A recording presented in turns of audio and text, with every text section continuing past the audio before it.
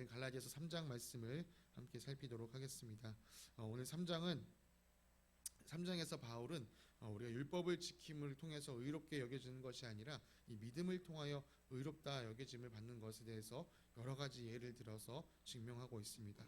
바울은 이것을 증명하기 위해서 성경 여러 곳을 인용하기도 하고 또 당시 사람들이 쓰고 있던 관습을 비유로 들어서 설명하기도 했습니다. 이 복음의 메시지를 이해시키고자 애를 쓰는 이 바울의 모습이 보입니다. 그런 바울의 마음이 잘 느껴지는 것이요 3장 초반에 사람들을 부르는 것에서 시작합니다. 이 어리석은 갈라디아 사람들이여, 이 헬라어 원문에는 오라는 감탄사로 시작합니다. 그들의 그 어리석음에 대한 바울의 탄식이 있는 것이죠. 바울은 1절에서 이렇게 말했습니다. 예수님께서 십자가에 못 박히신 모습이 당신들 눈앞에 선한데 누가 여러분을 홀렸습니까? 사실 이 갈라디아 교인들이 예수님께서 이 십자가에 못 박히셨던 모습을 직접 보았던 것은 아닙니다. 그러나 바울이 전한 복음, 그 안에 담겨 있었던 이 그리스도의 십자가 사건은요, 그들에게 눈앞에 그것을 보여주는 것처럼 생생하였습니다. 그런데도 불구하고 이 사람들의 마음이 홀렸으니 이 바울의 마음이 정말 답답했던 것이죠. 그 답답함을 나타내기로 한 듯 이 바울은 이 질문 폭탄을 그들에게 퍼붓습니다.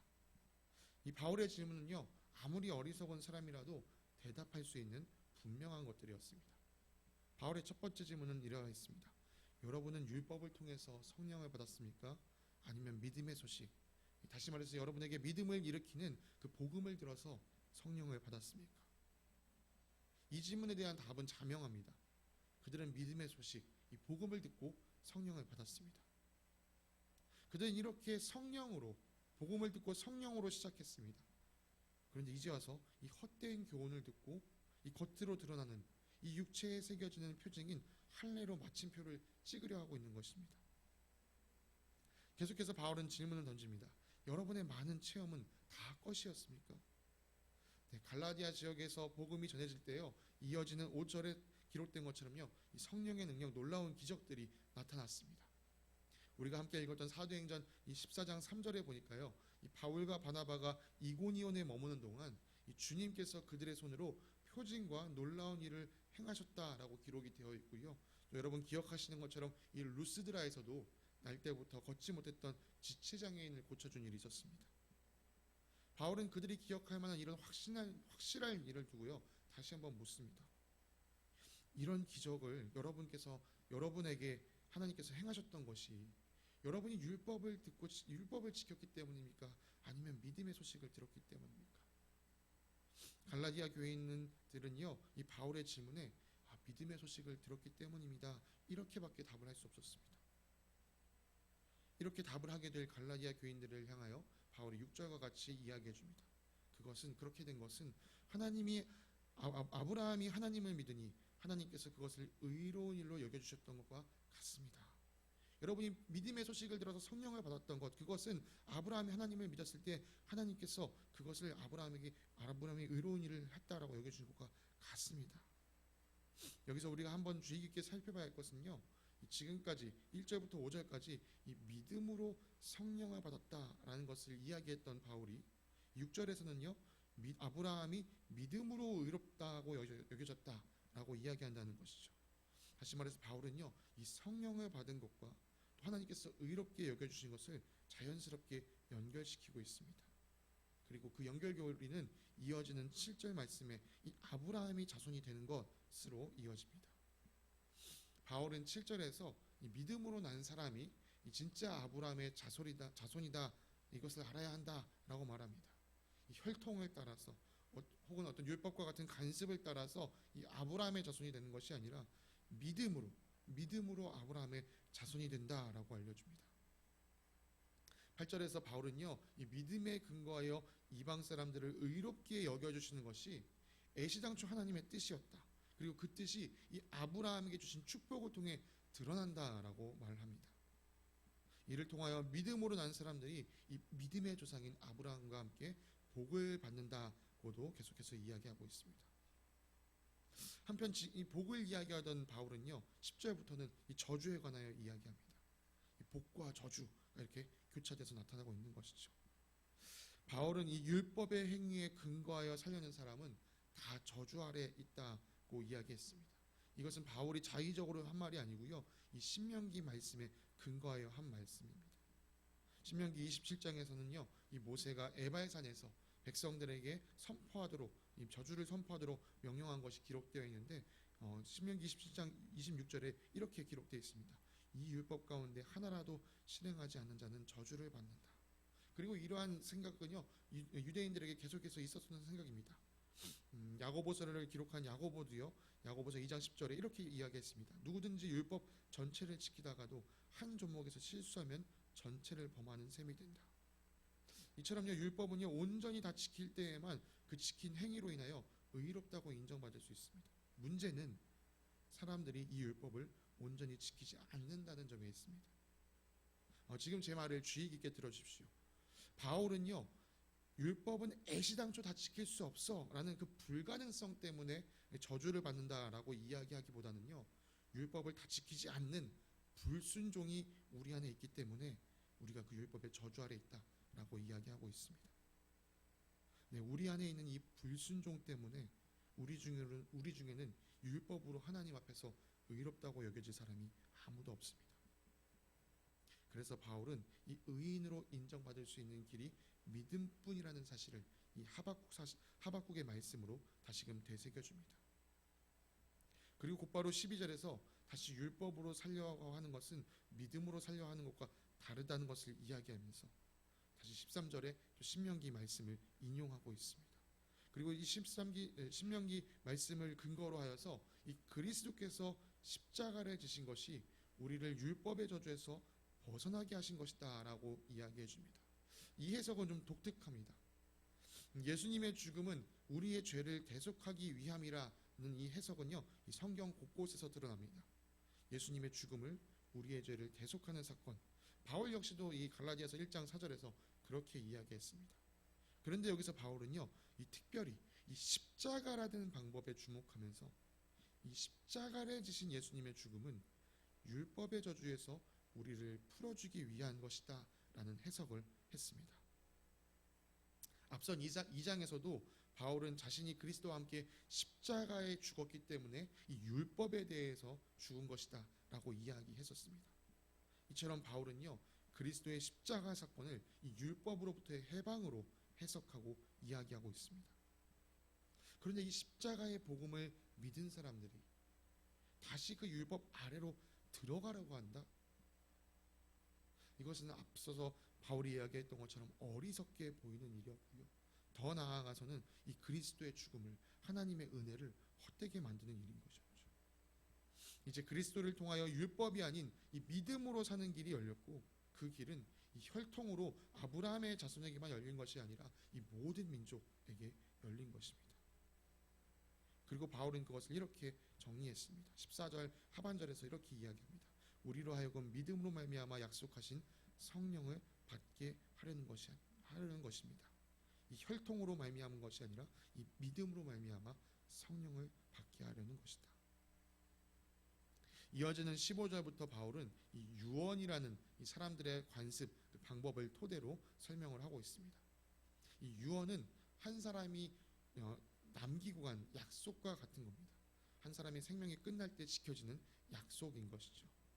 그래서 유언은 그것이 실행되면 절대 변할 수 없습니다. 바울의 초점을 두고 있는 것은 바로 이 점입니다. 실행된 유언은, 그 약속은 절대 변하지 않는다. 바울은 하나님께서 이 아브라함에게 하신 약속이 유언처럼 절대 변하지 않는다라고 말합니다. 하나님께서 아브라함에게 복을 약속하실 때 아브라함과 그의 자손에게 복을 약속하여 주시는데요.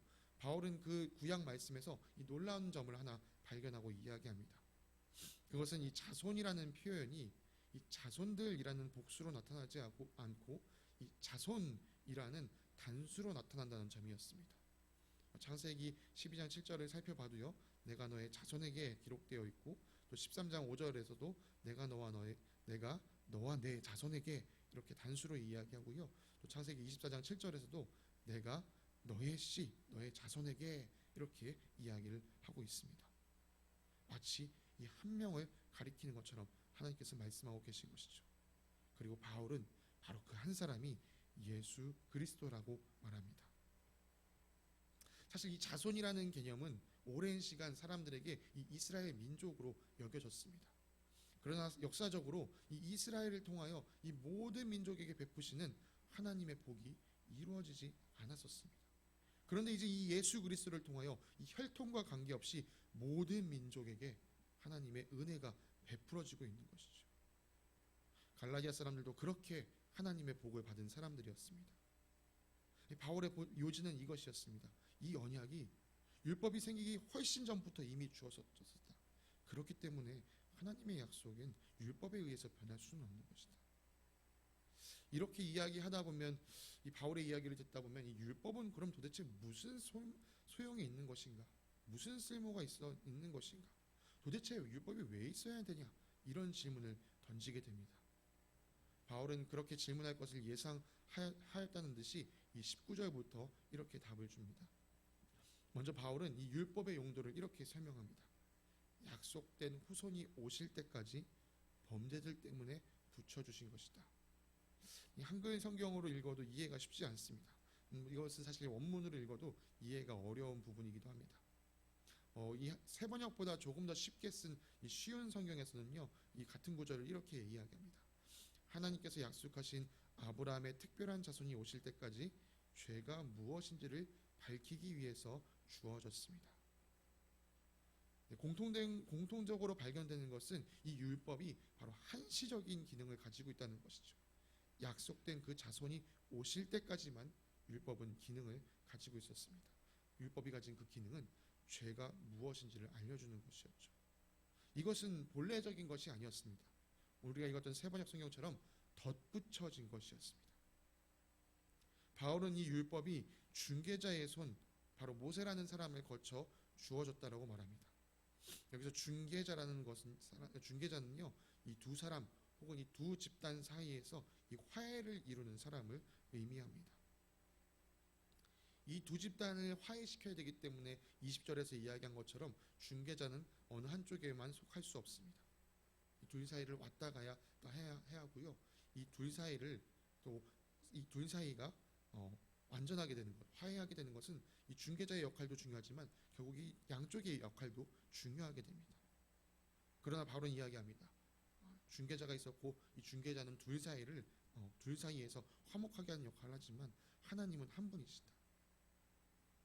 하나님의 언약은 이 한 분이신 하나님에게 근거를 두고 있습니다. 율법은 둘 사이에서 조건적이지만 언약은 절대적입니다. 계속해서 이 율법과 언약의 상대적 비교가 계속되고 또 이 언약이 더 우위에 있다, 우월하다라는 것이 드러나고 있습니다. 이런 비교는 사람들 마음속에 또 이런 질문을 하게 됩니다. 그러면 율법과 약속은 반대되는 것입니까? 그러나 우리는 언약도 율법도 하나님으로부터 왔다는 것을 알고 있습니다. 이 질문에 대해서 바울은 21절부터 이렇게 대답합니다. 율법과 하나님의 약속이 반대되는 것, 상충되는 것은 아니다. 다만 율법은 생명을 줄 능력이 없다. 앞서 살펴봤듯이 율법은요, 죄가 무엇인지는 알려줄 수 있지만요, 우리에게 생명을 줄 수는 없습니다. 이렇게 성경은 율법은 모든 것이 죄 아래 갇혀 있다라는 것을 알게만 해주고 있습니다. 그런데 이렇게 하신 것은요, 이 모든 것은요, 하나님의 뜻 가운데 있는 것이었습니다. 이렇게 하신 것은 약속하신 것을 예수님을 믿는 믿음의 근거하는 믿는 사람들에게 주시려고 하신 것이다 라고 바울은 이야기합니다. 율법이 아니라 믿음을 따라서 하나님은 처음부터 이렇게 계획하셨습니다. 23절부터 율법을 개인교사로 비유하는 설명이 이어집니다. 믿음이 오기 전에 우리는 율법의 감시를 받으면서 이 장차올 믿음이 나타날 때까지 갇혀 있었습니다. 여기서도 바울은 율법이 한시적인 기능을 가지고 있는 것을 말하고 있습니다. 그리고 바울은 그 기한이 다했다라고 보고 있는 것이죠. 율법은 그리스도가 오실 때까지 이 개인교사 역할을 하고 있었습니다. 개인교사라는 것은 이 당시에 이 양육 형태를 반영하고 있는 표현입니다. 이 당시에는 어느 정도 재력이 있는 집에서는요, 이 자녀를 양육할 때 자녀를 위한 개인교사를 두었습니다. 말이 좋아서 교사라는 표현을 가지고 있지 사실은 이 자녀를 보살피고 훈육하는 종이었습니다. 어떤 면에서는 이 유모라는 표현이 좀 더 나을지 모르겠습니다. 또 이 교사에게는 훈육하는 기능이 있었기 때문에 자녀를 엄하게 대할 수는 있었죠. 그러나 이 교사의 기능도 한시적입니다. 자녀가 크면 자녀는 더 이상 그 교사 아래 있지 않습니다. 이처럼 바울은요, 이 3장 후반부에서 이 계속해서 율법의 한시적인 역할을 강조하고 있습니다. 이제는 그 믿음이 왔기 때문에, 믿음으로 우리가 하나님 앞에 의로워지는 때가 왔기 때문에 더 이상 이 교사 아래서 있을 필요가 없다. 26절부터 바울은 지금까지 이야기를 정리해 줍니다. 여러분은 모두 믿음으로 예수 안에서 하나님의 자녀가 되었습니다. 여러분이 침례를 통하여 믿음을 고백하였을 때 여러분은 그리스도와 하나 되었고 이제 그리스도로 옷을 입게 되었습니다. 그리스도가 여러분을 덮었기 때문에 이제 당신이 유대인인지 이방인인지 자유인인지 종인지 남자인지 여자인지 그런 것은 중요하지 않습니다. 당신들은 그리스도 안에서 하나가 되었습니다. 마치 우리 한 축구팀이 한 유니폼을 입고 있듯이 이제 우리가 이 그리스도로 옷을 입었기 때문에 세상 방식대로 구분짓던 것이 없어졌다.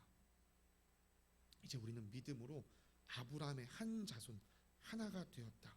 그렇게 우리는 함께 그 약속된 복을 함께 누릴 상속자가 되었다는 것을 선언함으로 이 3장을 마무리하고 있습니다. 갈라디아서 1장과 2장에서는요, 이 믿는 것을 통하여 의롭게 된다라는 것을 이야기했던 바울이 이 3장에서는 믿음으로 성령을 받는다는 것을 강조해 줍니다. 여러분, 이 갈라디아서에서 이 성령이라는 단어는 이 3장에서부터 시작합니다. 다시 말해서 사람이 믿음으로 의롭다 여겨지는 것을요, 그 믿음으로 성령을 받는 것과 하나로 보고 있는 것이죠. 또한 이 3장에서는 이 율법이 한시적인 역할을 감당하고 있는 것이다. 그것은 근본적인 것이 아니다라고 이야기하며 하나님의 근본 계획은 믿음을 통한 구원이었다라는 사실을 밝혀줍니다. 그렇습니다. 이 14절에 기록되어 있던 말씀처럼 믿음으로 우리는 성령을 받습니다. 믿음과 의로움, 또 믿음과 성령의 임재. 저는 이 말씀을 읽으면서 이 요한복음 3장에서 예수님께서 니고데모에게 하셨던 말씀, 이 거듭남에 대한 말씀이 떠올랐습니다. 거듭나는 것, 새롭게 위로부터 다시 나는 것, 곧 성령으로 나는 것이었습니다. 그렇게 새롭게 태어난 사람들이 하나님의 나라에 들어가는 아브라함과 함께 유업을 상속받는 하나님의 백성인 것이죠. 이 거듭남이 어떻게 주어지는지는요, 우리 모두가 이미 잘 알고 있습니다. 하나님께서 세상을 이처럼 사랑하셔서 외아들을 주셨으니 이는 그를 믿는 사람마다 멸망하지 않고 영생을 얻게 하려는 것이다. 예수 그리스도를 믿는 믿음이 우리를 죄인에서 의인으로, 멸망에서 영생으로 인도하여 줍니다. 이 복음의 진리가 너무 단순해 보인다고 해서 우리가 다른 것을 갖다 붙일 수는 없습니다. 누가 뭐라고 해도요, 구원을 완성시키는 것은 하나님의 손에 달려있는 것입니다. 이미 주님께서 시작하신 이 구원의 계획을 주님께서 완성하십니다. 우리는 오직 이 예수를 믿음으로, 이 하나님의 은혜로 우리를 새롭게 하시는 이 성령님 안에서 이 구원받는다는 사실을 기억해야 하고 또 그것을 단단히 붙잡아야 합니다. 갈라디아 교인들처럼 이 복음 위에 다른 것에 우리의 눈이 현혹되어서 우리의 눈이 팔려서 그런 실수를 우리가 범하지 않고 이 오늘 하루도 이 복음의 진리를 따라서 이 똑바로 걷는 귀한 하나님의 백성의 삶이 오늘 우리 사랑하는 겨자씨교회 성도님의 삶을 통하여 나타나기를 간절히 소망합니다. 오늘 말씀을 기억하시면서 함께 부르실 찬송은 찬송가 542장 구주 예수 의지함이 1절과 2절입니다. 찬송가 542장 구주 예수 의지함이 우리 1절과 2절을 함께 부르겠습니다. 구주 예수 의지함이 심히 기쁜 일일세 영생 허락 받았으니 의심하주 없도다. 예수 믿는 것은 받은 증거 많도다. 예수 예수 귀한 예수 믿음 더욱 주소서. 구주 예수 의지함이 심히 기쁜 일일세. 주를 믿는 나의 마음 그의 피에 적시네. 예수 예수 믿는 것은 받은 증거 많도다. 예수 예수 귀한 예수 믿음 더욱 주소서. 사랑과 은혜의 아버지 하나님 감사합니다.